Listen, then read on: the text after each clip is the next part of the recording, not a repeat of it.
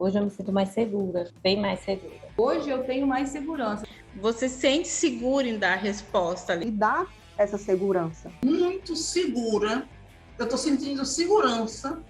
A gente vai sentindo essa segurança. Se alguém pergunta assim, o que você é, hoje eu falo, sou especialista em licitações e contratos. Está crescendo cada vez mais essa segurança e virar uma especialista reconhecida mesmo. Hoje eu me sinto muito mais seguro. Da insegurança virou segurança, né? Olá, pessoal, aqui é o professor Matheus Carvalho e essa é a imersão Licitação na Prática. Eu vou te mostrar ao longo dessa imersão como você vai dominar licitações na prática com segurança.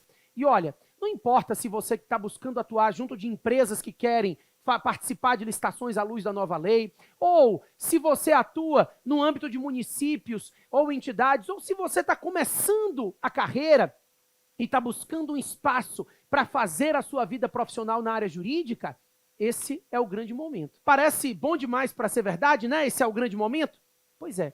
Por isso, eu vou colocar alguns vídeos aqui de alguns alunos. Dê uma olhadinha no que eles dizem para vocês. Dentro desses 2 meses, eu consegui fazer um volume muito bacana. Não tem problema nenhum em falar que era mais de 1.400.000. Para as empresas que eu trabalho, foi tudo dentro de 2 meses. Hoje eu falo que se eu tivesse desistido no começo, teria me arrependido muito, porque tem me aberto portas de emprego, trago novos contratos para mim, de consultoria. Tive tanto retorno que eu não consigo nem mensurar como tudo aconteceu. Por algumas pessoas, por alguns empresários já ser considerado um especialista, não tem dinheiro que pague nesse mundo. As pessoas estão me dando mais valor, tanto o procurador como os outros advogados da Procuradoria sempre se reportam a qualquer dúvida à minha pessoa. E isso é muito gratificante. Eu cheguei na licitação, quando eu vi a mudança na lei, eu vi agora é a hora de eu me igualar e passar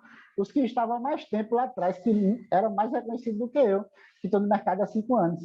Agora estou abrindo uma consultoria. Hoje eu me sinto muito mais seguro. Reconhecimento. E no meu trabalho, quanto mais eu vou estudando, as coisas vão acontecendo. Tanto é que, graças a esse estudo, é que eu tive a oportunidade. Eu posso dizer, assim, com muito orgulho mesmo, que eu sou a única pessoa da atuação hoje da administração pública aqui de Pouso Alegre que entrou como assistente, virou assessora, virou gerente e que hoje está num cargo nomeado de superintendente. Se alguém pergunta assim, o que você é, hoje eu falo, sou especialista em licitações e contratos. Então, eu chego nos municípios, nos que eu assessoro, nos que eu não assessoro ainda, e falo que eu tenho conhecimento para fazer a implantação, porque os municípios pequenos eles sofrem muito no início para a implantação, né? Inclusive, eu já estou com 2 municípios para poder fazer a implantação, já me ajudando a conseguir clientes. Pois é, você está vendo que esses alunos estão já conseguindo aproveitar e dominar licitações na prática. E eles já estão conseguindo colher frutos disso que eles dominam, né? A ideia é de que esse conhecimento vai gerando libertação. E eles vão se tornando, cada um deles, referência dentro da área. Ou seja, advogados comuns, pessoas que ainda não tinham começado, outras que já tinham muita experiência, mas que enxergaram esse gancho. E agora, 2022 é o ano de você aproveitar esse gancho para que você se torne referência e para que você possa fazer essa transição, conduzir a transição da nova lei de licitação, da anterior, para a nova lei de licitação. Ou você vai conduzir a transição, ou você vai ser conduzido por ela, né? Não tem jeito. E como é que eu sei, como é que eu vejo que isso é uma grande oportunidade? Porque as grandes oportunidades aparecem na vida da gente. Olha, eu perdi meu pai aos 10 anos, já falei isso algumas vezes. E eu era filho único, né? Então, eu e a minha mãe, e decidi partir para a área jurídica, mesmo sabendo que eu não tinha ninguém na família para me auxiliar, nenhum grande escritório onde eu pudesse me amparar depois de formado, nada disso. Eu decidi seguir para a área jurídica realmente para entender como eu iria depois correr atrás da minha carreira. Ao longo da faculdade, eu pensava no concurso público e ponto final. E aí depois, nos estudos, já no final da faculdade, eu comecei a ver que o direito administrativo era um ramo do direito que tinha sofrido muitas alterações, 2004 para 2005 a gente teve lei de PPP, consórcio, e que a gente tinha poucas pessoas com condição de fazer carreira nessa área de forma atualizada. Não eram tantos os profissionais como aconteciam em outros ramos do direito. Então, eu aproveitei essa deixa e corri atrás do direito administrativo. Então, passei num concurso, fui ser professor da área. Quando surgiu uma nova oportunidade, a editora Juspodium disse que estava precisando de um grande nome para montar um livro de direito administrativo que fosse o manual da editora, né?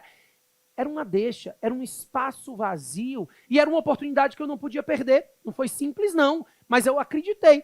Não sei nem se eu acreditava que o manual atingiria o espaço que ele atingiu hoje, mas eu acreditava que eu conseguiria alguma coisa bacana lá.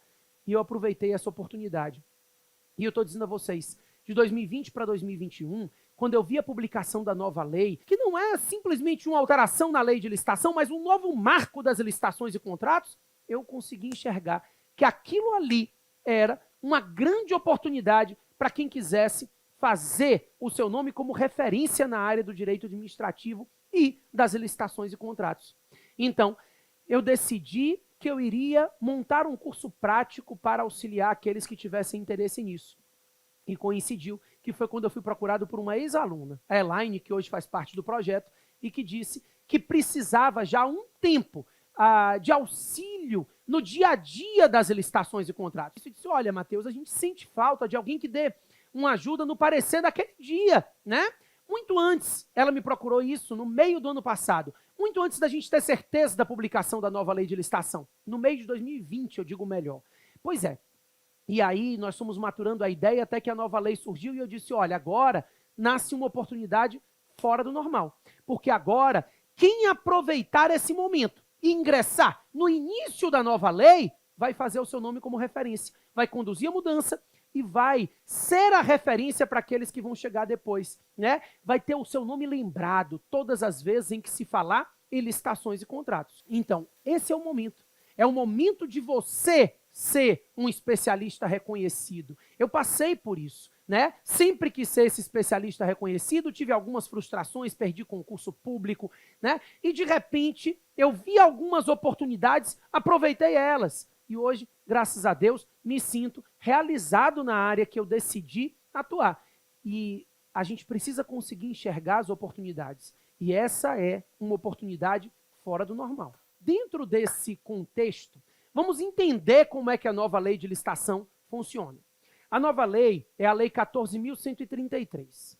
A Lei 14.133, ela veio substituir 3 leis anteriores. A 8666, de 93, a Lei 10.520, de 2002, e a Lei 12.462, que é a lei do RDC. Pois é. Então, essas 3 leis, elas foram... É de 2011 a lei do RDC, desculpe. Essas 3 leis foram substituídas pela Lei 14.133, publicada em 1º de abril de 2021. A Lei 14.133 não tem vacácio, ou seja, ela entrou em vigor na data da publicação. No entanto, ela revogou as leis anteriores a termo. Essas leis estarão revogadas a partir de 1º de abril de 2023.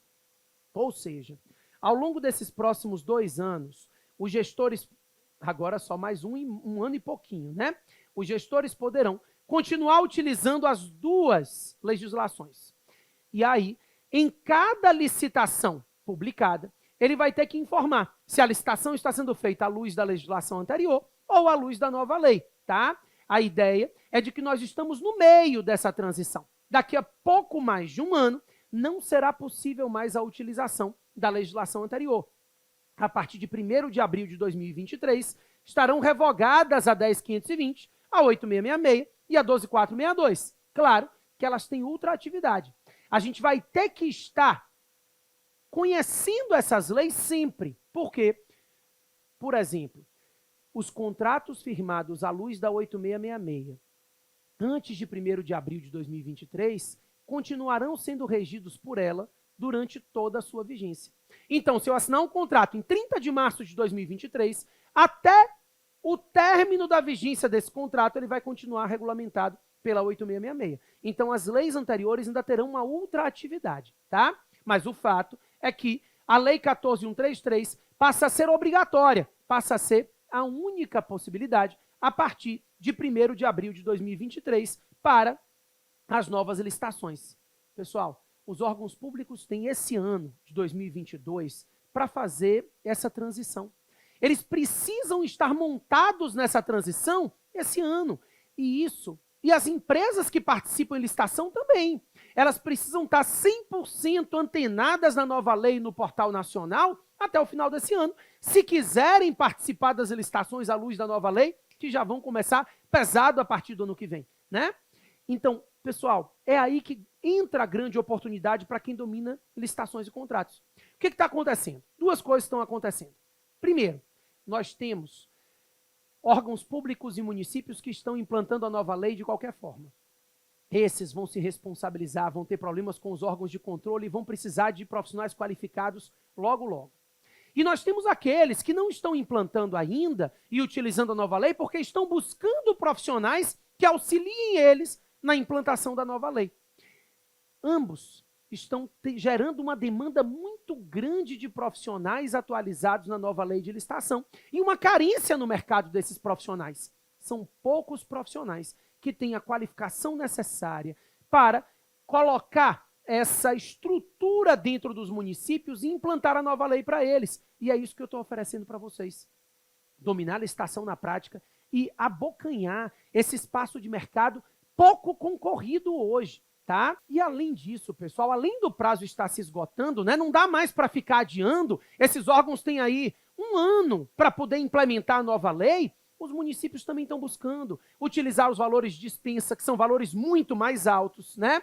Maiores prazos de vigência dos contratos, das atas de registro de preço. Então, todos estão pressionando as gestões públicas para que a nova lei comece a ser aplicada. E os órgãos não têm pessoal qualificado para fazer essa implantação. E aí é que surge a demanda de mercado. E aí é que surge o profissional qualificado que, se estiver pronto agora, vai se tornar referência para quem vier depois. Essa é a grande oportunidade que eu estou mostrando para vocês, né? É aí que entram os qualificados atualizados à luz da nova lei. Mas vamos lá, vamos retomar o que a gente tem aqui em relação às modalidades licitatórias. As modalidades licitatórias também mudaram um pouquinho. Na legislação anterior, nós tínhamos concorrência,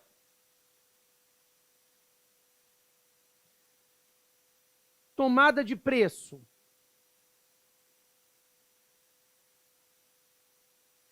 e convite,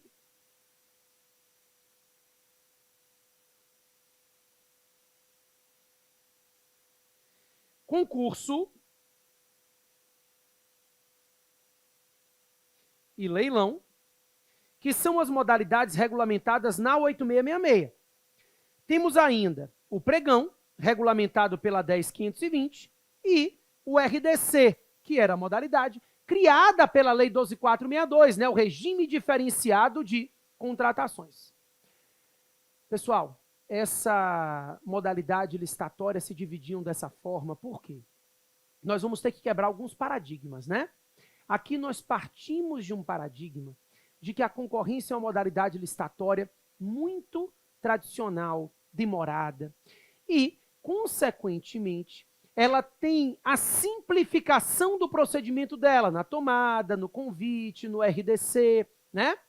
Pois é, a concorrência deixa de ser essa modalidade tão tradicional e tão mais burocrática. Na verdade, hoje, e é isso que a gente vai trabalhar aqui ao longo das aulas, a concorrência e o pregão seguem o mesmo procedimento licitatório, que é o procedimento licitatório comum. Então, como a concorrência deixa de ser uma modalidade licitatória mais burocrática do que as outras, eu não preciso mais daquelas modalidades que foram criadas para simplificar o procedimento em razão do valor. Então, a tomada de preço, o convite, o RDC se tornam desnecessários. Eu passo a não mais me preocupar com valores no momento de escolher a modalidade licitatória. Então, agora, para definir a modalidade licitatória, os valores deixam de ser relevantes, tá? Não existe mais a ideia de que concorrência para valores altos, tomada para valores médios, nada disso. Hoje nós temos a concorrência e o pregão. Ambos seguem o procedimento licitatório comum, e nós vamos trabalhar esse procedimento aqui. Temos o concurso e o leilão, e se criou uma nova modalidade licitatória, que é a modalidade licitatória do diálogo competitivo. Exatamente. Então, hoje, essas são as 5 modalidades básicas na licitação, tá? Nós vamos focar no procedimento licitatório comum, que diz respeito ao procedimento utilizado tanto para a concorrência quanto para o pregão, que é o procedimento que a gente precisa tomar mais cuidado, que vem com todas as novidades inerentes a ele, certo? Vamos lá. O que acontece? Esse procedimento licitatório comum segue a ordem que a gente vai colocar aqui para a gente trabalhar juntos. Então, ele se inicia com uma fase preparatória, que é o que a gente chamava de fase interna na legislação anterior. A administração se preparando para o início do certame. Depois, nós temos a divulgação do edital de licitação. Depois é feita a apresentação e julgamento das propostas para depois habilitar. Preste atenção que agora a regra é que primeiro será feito o julgamento, apresentação e julgamento das propostas para depois fazer a habilitação. O edital pode inverter as fases. Então, eu posso, no edital, determinar uma inversão de fases para que primeiro seja feita a habilitação, depois a análise das propostas, tá? Mas, não havendo nada especificado no edital, a regra passa a ser: primeiro julga e classifica as propostas para depois habilitar, que é mais célere do que o contrário, né? Depois, passamos à fase recursal e a homologação e encerramento do certame, né? Então, preste atenção que a gente vai entrar no passo a passo desse processo licitatório, etapa por etapa, tá? Vou começar no procedimento, na fase preparatória, depois eu vou falar da divulgação, vou partir aqui cada uma das etapas desse novo procedimento licitatório, porque ele muda a estrutura que você conhecia em relação ao procedimento anterior, tá? E preste atenção que essas mudanças são uma grande novidade, que é o que eu estou dizendo para vocês, que é o que gera a demanda que vocês têm que aproveitar, né? Nós temos, pessoal, 5.568 municípios. Estou falando mais ou menos isso. Olha, cada município desse tem 10 secretarias. Multiplique por 10 a demanda. 55 mil.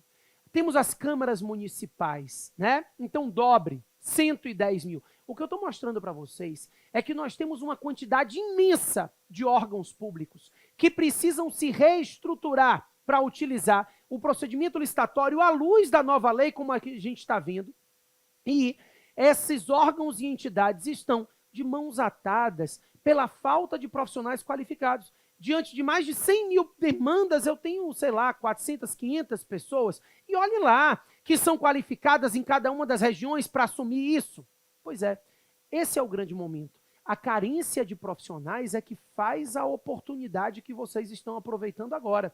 E vocês estão aproveitando, porque vocês entraram aqui, vão assistir a imersão toda, vão entender todo o procedimento, tudo o que você precisa fazer para dominar. Vocês estão aproveitando essa oportunidade.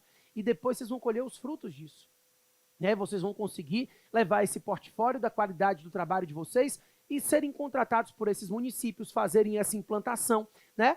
Pessoal, eu digo isso sempre, que em terra de cego quem tem olho é rei. E a nova lei de licitação é terra de cego. Está todo mundo tateando.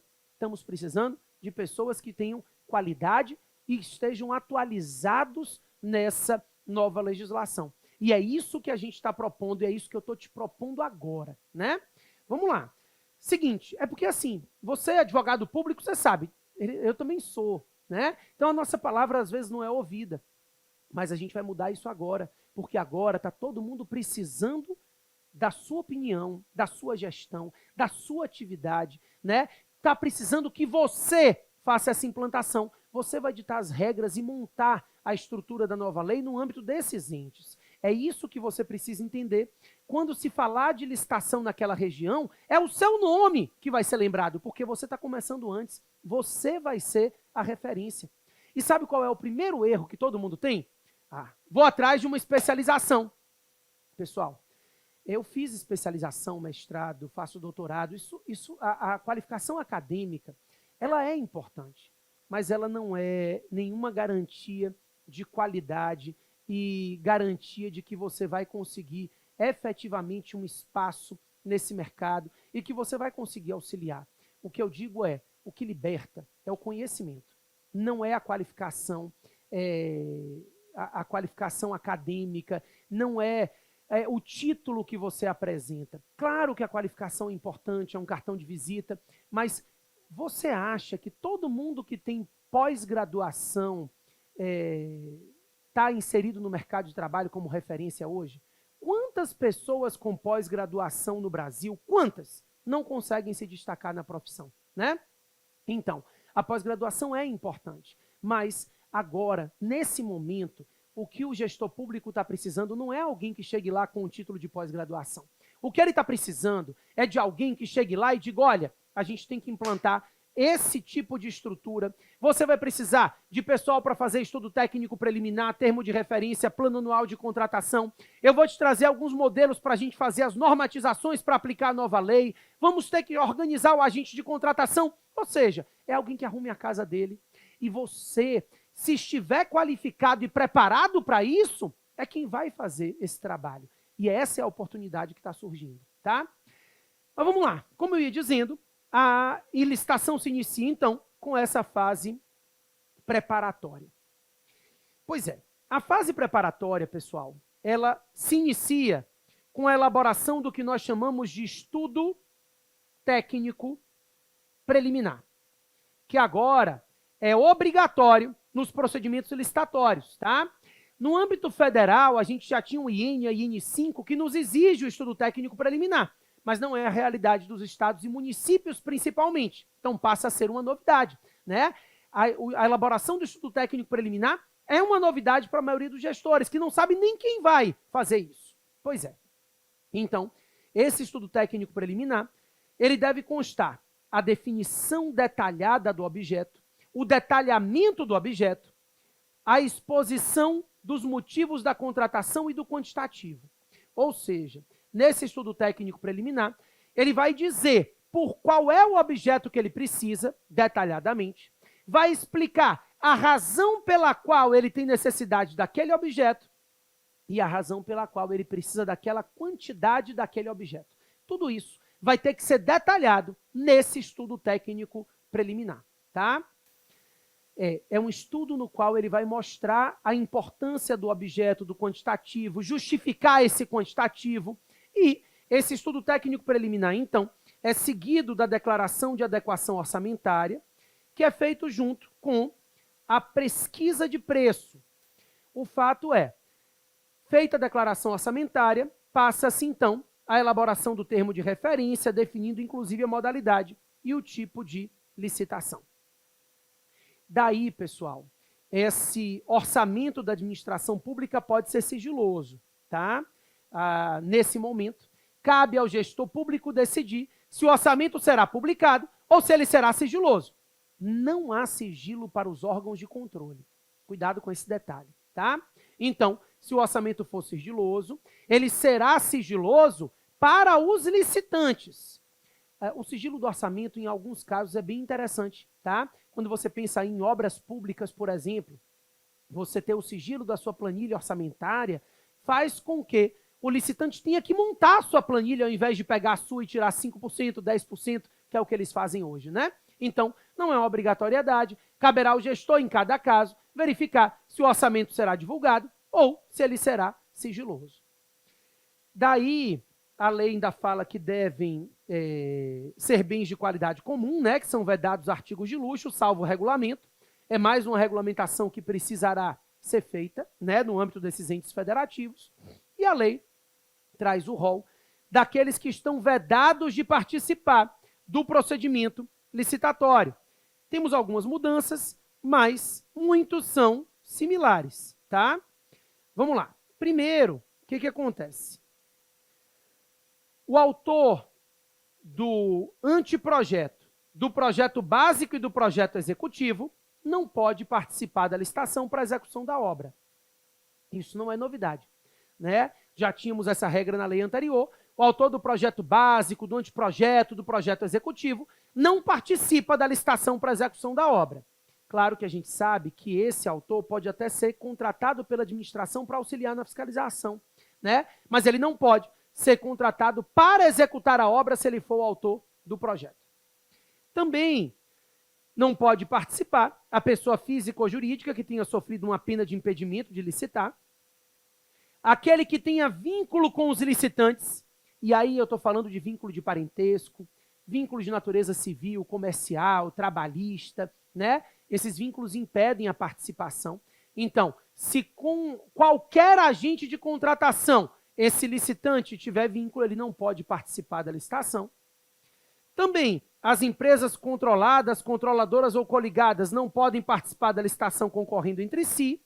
E a grande novidade da lei, não pode participar da licitação pessoa física ou jurídica que nos 5 anos anteriores à divulgação do edital tenha sido condenada judicialmente pela exploração de trabalho infantil ou trabalho escravo.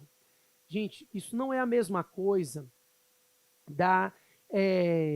daquela ideia de exigir dele uma declaração de não exploração de trabalho infantil. Não, aqui eu estou falando do sujeito que nos últimos 5 anos sofreu uma condenação pela exploração de trabalho escravo ou trabalho infantil. Ele está impedido de participar da licitação para a realização desse processo licitatório, né? Ele não pode participar da licitação.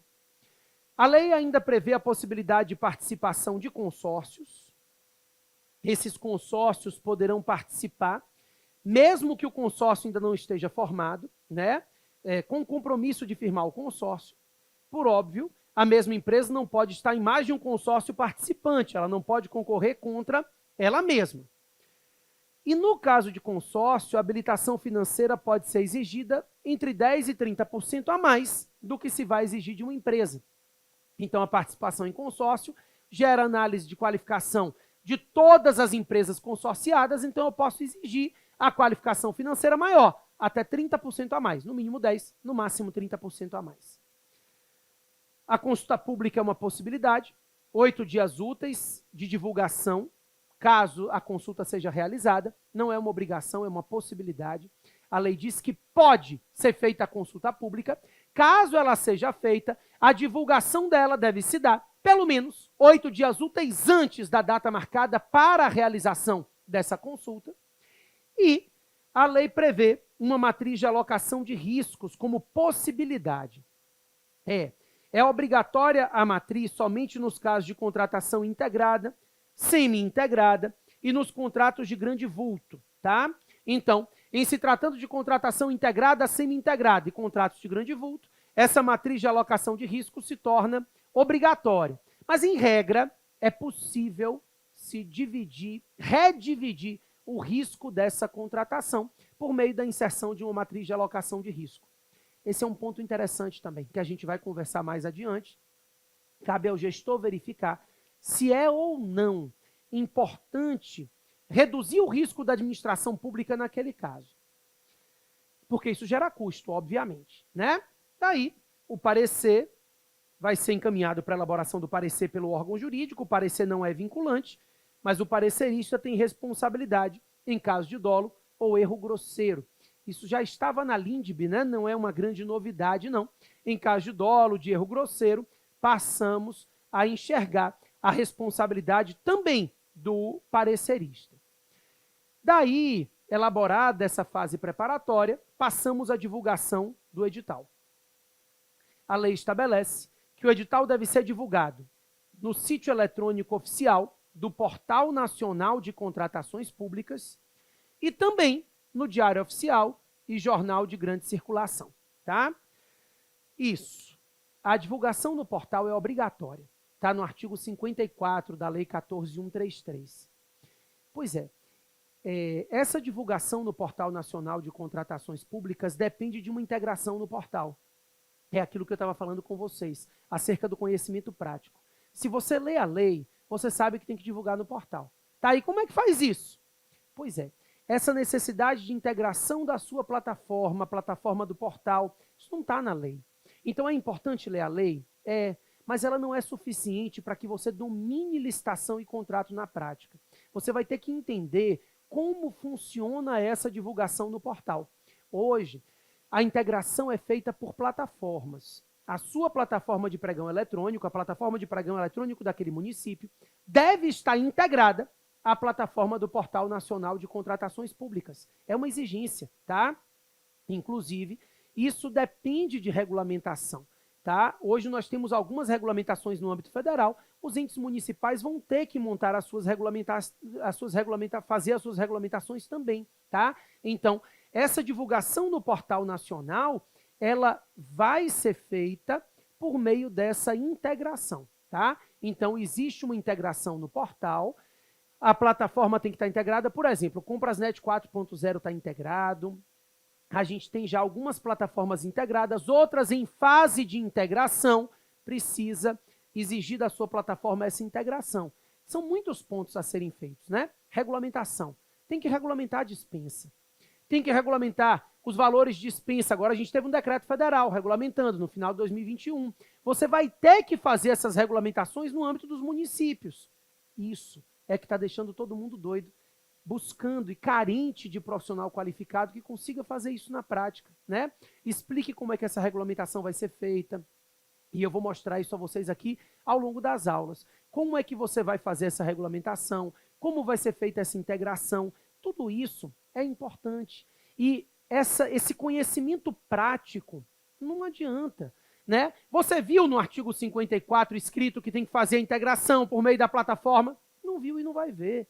Então, os gestores precisam de alguém que tenha esse conhecimento prático para auxiliá-los nessa atividade. Olha, não adianta achar que vai ler a lei e vai sair dominando licitação na prática. Não é assim que funciona. Eu tenho feito muitas capacitações, tá, em vários municípios, e eu vejo a necessidade deles de pessoal qualificado para fazer a implantação da nova lei. Cada vez mais. Vamos lá. O edital é divulgado no Diário Oficial e em jornal de grande circulação. A lei prevê a possibilidade de minutas padronizadas, né? A AGU, inclusive, no âmbito federal, já disponibiliza algumas minutas padrão. A lei prevê que é possível o contrato estabelecer ser responsabilidade do contratado, as licenças ambientais e as desapropriações necessárias à execução do objeto do contrato. Então, isso não é uma obrigatoriedade, mas o contrato pode estabelecer que o contratado ficará responsável por conseguir as licenças ambientais e pelas desapropriações, por promover as desapropriações necessárias.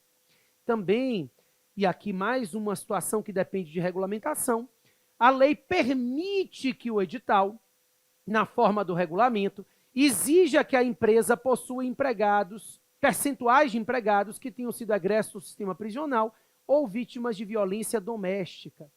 Ou seja, quando você estiver auxiliando uma empresa que precisar participar de licitações em determinados entes, pode ser que isso seja uma exigência para ela. Então, ela também está precisando se atualizar nesses pontos, né?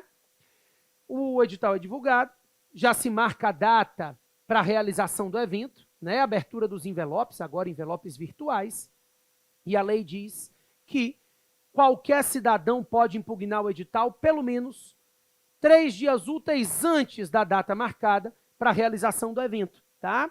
Havendo essa impugnação na via administrativa, passa-se, então, a verificar se é o caso de alguma alteração nesse edital, certo?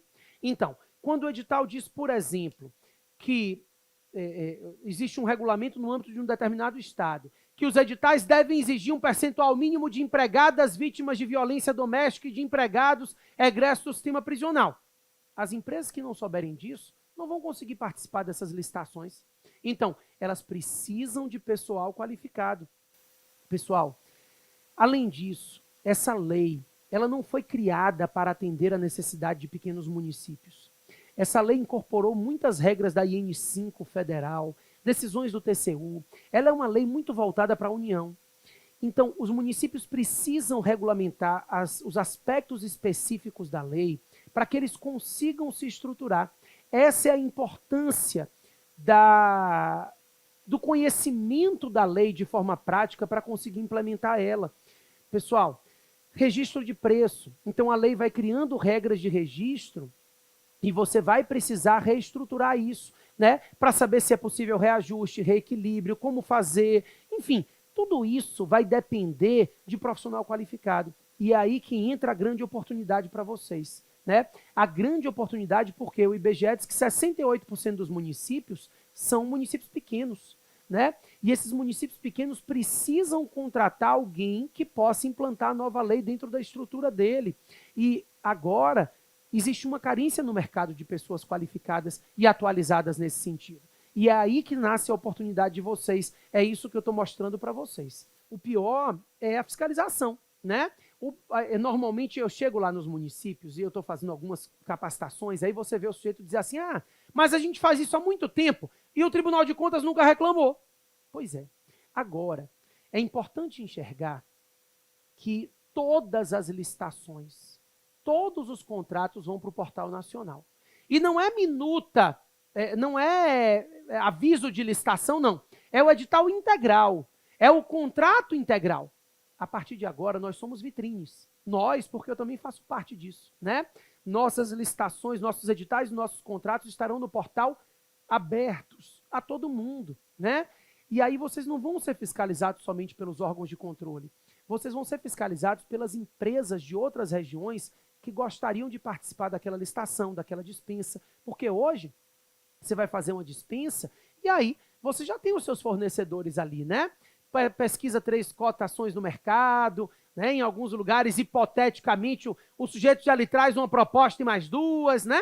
Esse tipo de coisa vai ser fiscalizado pelas outras empresas, né? Com a nacionalização do processo licitatório, porque tudo passa para o portal, nós vamos ter empresas especializadas em cada uma da atividade e vão dominar os editais. E elas é que vão impetrar mandado de segurança, parar seu procedimento de dispensa, parar sua licitação, que é a pior coisa que pode acontecer para um gestor público, né? Então a fiscalização agora passa a ser da sociedade também.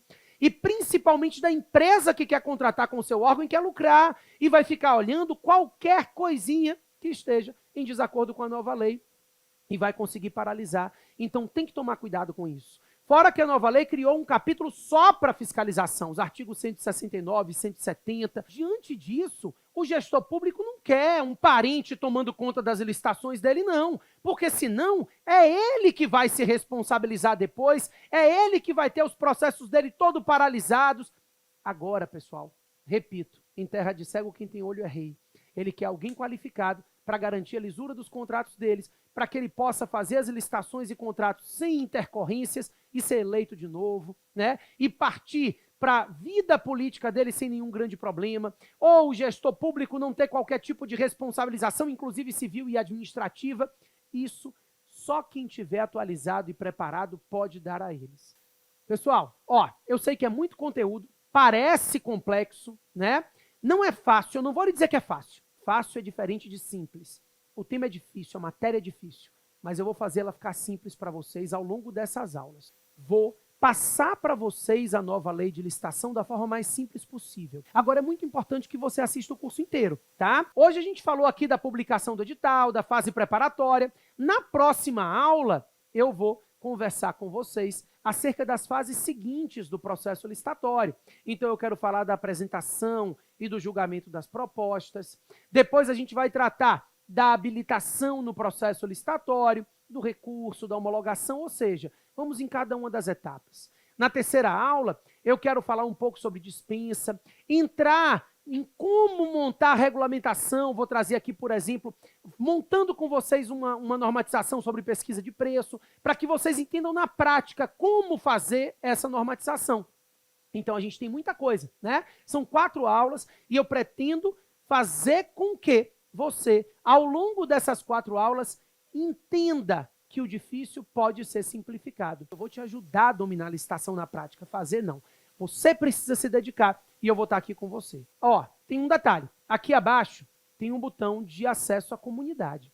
É o local onde você vai tirar suas dúvidas, resolver seus casos práticos, vai ter todo o know-how e auxílio meu e da minha equipe nas dúvidas que você tiver, tá? É importante que você entre na comunidade.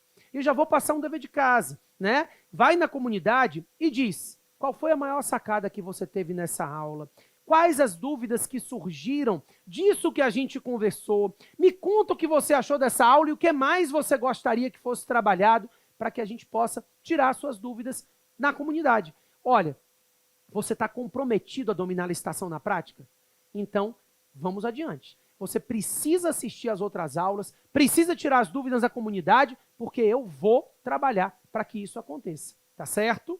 Então, como eu disse a vocês, na próxima aula, a gente vai trabalhar todas as outras fases do procedimento licitatório para que eu simplifique esse procedimento e te explique como fazer essa implantação no caso concreto. Na terceira aula, a gente vai falar de regulamentação, criar normativos juntos, ou seja, todo o projeto é voltado para que eu consiga fazer você dominar licitações e contratos na prática, e eu espero, com certeza, que você esteja em todas as outras aulas, tá?